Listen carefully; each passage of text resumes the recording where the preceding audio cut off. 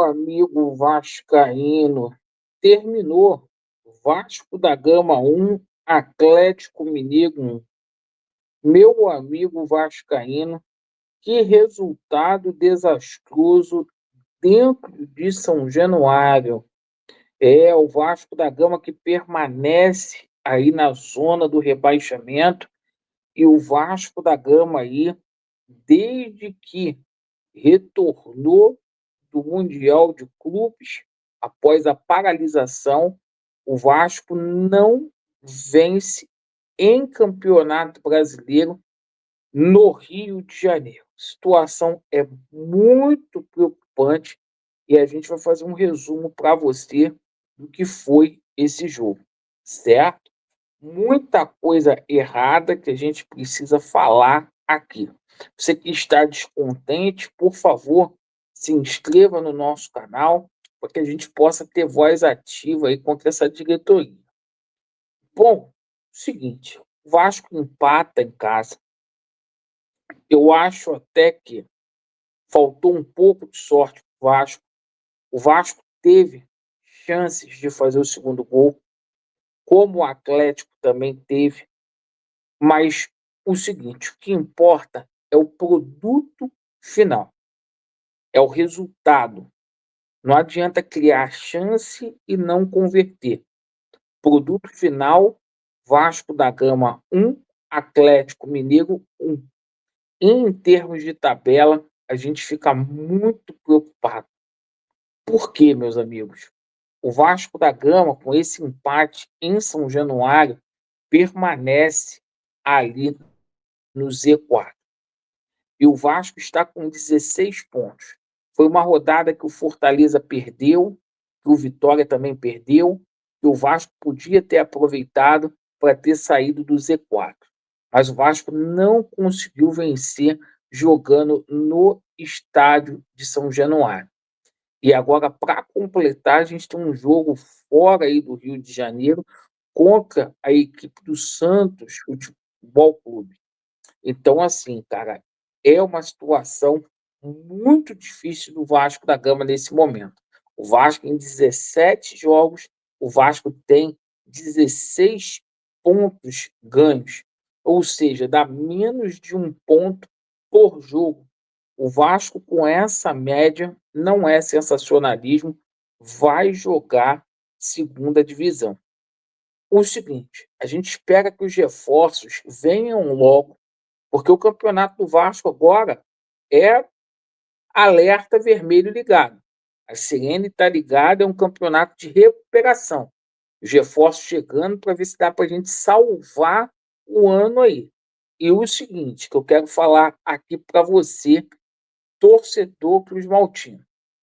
O Fernando Diniz, por mais que ele não tenha um elenco adequado, ele tem que rever certas situações aí no time do Vasco da Gama, tá? Irmão, não dá para a gente ter um jogador que ganha 1.700.000, como é o senhor Felipe Coutinho, jogando com o nome no Vasco da Gama, tá? Aí o pessoal vai romantizar, vai falar que ele simplesmente sofreu pênalti. Irmão, Felipe Coutinho teve a bola do jogo nos pés, é um jogador que não consegue dar sequência a um lance, é lamentável. Então eu acho que o problema do Vasco é esse meio-campo, tá? O Vasco precisa ter jogador de criação que verdadeiramente cria para abastecer o ataque, para que a gente não tenha os jogos do Vasco da Gama aí tão centralizados pelas laterais. O Vasco também precisa jogar ali pelo meio. E, cara, eu vou falar uma coisa: essa defesa do Vasco da Gama também é uma verdadeira peneira. O Fernando Diniz, cara, ele tem que tomar tendência também. Porque, cara, não dá. Todo jogo a mesma coisa. João Vitor. Todos os jogos o Vasco tomou gol aí no Campeonato Brasileiro, desde que voltou da paralisação. Cara, tem que tentar fazer alguma coisa diferente, cara. A gente não pode ter essa mesma zaga jogo após jogo, cara. Hoje aí, ó, o Thiago Mendes, que é um jogador que veio com essa incumbência aí de simplesmente ser o reforço de peso, hoje nem entrou em campo. O Fernando Diniz, é isso que eu não entendo, cara. O Fernando Diniz, ele com 5 substituições para fazer, ele fez 3 substituições. Irmão, o Felipe Coutinho andando em campo, ele demora 35 minutos para tirar o Felipe Coutinho para poder botar o Garré. O Felipe Coutinho já passou da hora aí de você também tomar jeito. O Diniz, ele tem que entender o seguinte, irmão, trabalha com a porra da base, cara. Trabalha com a base, porra. Tem que trabalhar com a base. Porra, cara, o Garré, qual o jogo que o Garré resolveu pro Vasco? Sendo que das 3 alterações que o Diniz fez, amigo, porra, com 44 minutos, ele tira o PH e coloca, porra, o Vitor Luiz. Ah, gente, é muito pouco, cara, sabe? Também eu acho que o Fernando Diniz tem que tentar fazer alguma coisa a mais aí nesse time do Vasco. O time é fraco. Agora, o seguinte, tudo que está acontecendo aí, se tem um culpado, é a diretoria do Vasco. É Felipe e é Pedrinho. O Diniz é funcionário, o executivo lá, o Admar, é funcionário, o culpado é o seu Pedro Paulo. Porque, cara, eu vou falar uma coisa aqui, cara. Montaram um time sem planejamento nenhum. O mais revoltante é isso.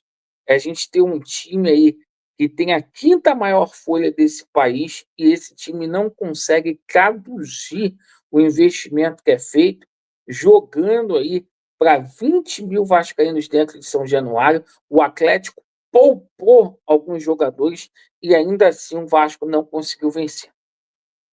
Cara, tá brabo. Se não abrir os olhos, a gente vai jogar a Série B com toda a certeza. Bom, agradeço pela sua atenção.